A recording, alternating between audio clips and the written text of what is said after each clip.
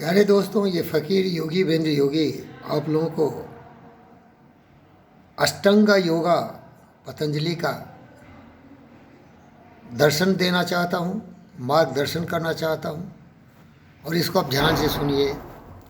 उसमें पैर से अगर तुलना करें तो अगर कोई ऐसा पैर हो जिसके 8 उसके अलग अलग से ब्रांचेज हों, टहनियाँ हों, तो जो पहला टहनी है वो हमारा है यामा, कि हम व्यवहार कैसे करें अपने समाज में, दूसरों के साथ, जहाँ भी रहें हमारा व्यवहार कैसे हो। उसमें आता है अहिंसा, सत्य, आस्था, ब्रह्मचर्य और परिग्रह। और दूसरा जो उसका लिंब है, अंग है, ब्रांच है, शाखा है, उसको बोलते हैं नियमा। अपने आप के साथ कैसे व्यवहार करें, तो उसमें आता है स्वच्छा, संतोषा, तपसा, स्वाध्याय, ईश्वरा परिधाना। और इसके बाद तीसरा जो है वो ब्रांच, उसका नाम है आसना, योगासना। चौथा है उसका नाम है प्राणायाम। हम सांस गहरी लें और पूरे शरीर को ऑक्सीजन से बिल्कुल संपन्न कर दें।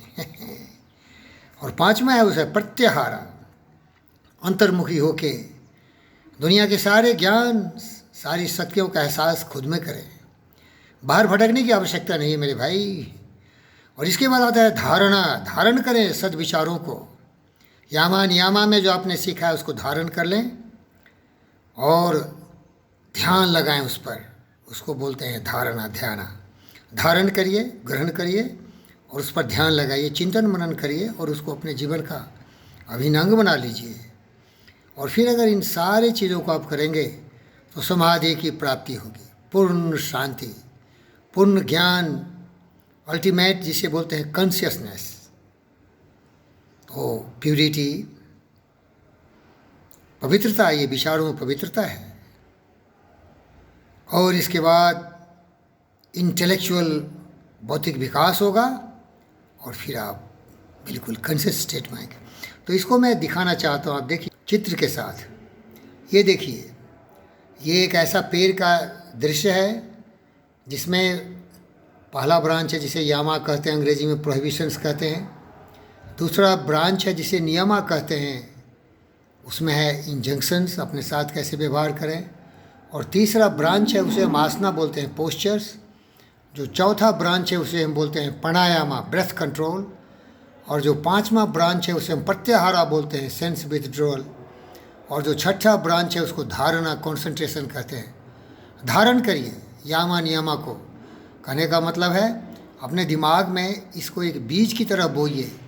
अहिंसा का बीज, सत्या का बीज, आस्था का बीज, ब्रह्मचर्य का बीज और प्रत्याहारा, ये बीज बो देंगे। और इस पर धारण करने के बाद ध्यान लगाते रहेंगे तो वैसे ही बन जाएंगे आप, क्योंकि आप जो सोचते हैं वो आप हो जाते हैं मेरे भाई।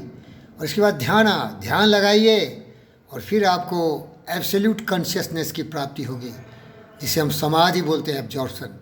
तो प्यारे दोस्तों, योगी वीरेंद्र योगी आप लोगों का सेवक दिन रात तपस्या करता है और मानवता के कल्याण के लिए, विश्व शांति के लिए इन अद्भुत ज्ञान को हर जन जन में, उनके मन में इस तरह की एक आकृति, छवि पैदा करता हूँ कि आप विश्व विजयी हो जाए। सुख शांति आपके हमेशा जीवन में, सांसों में रमा रहे, रोम रोम में रमा रहे।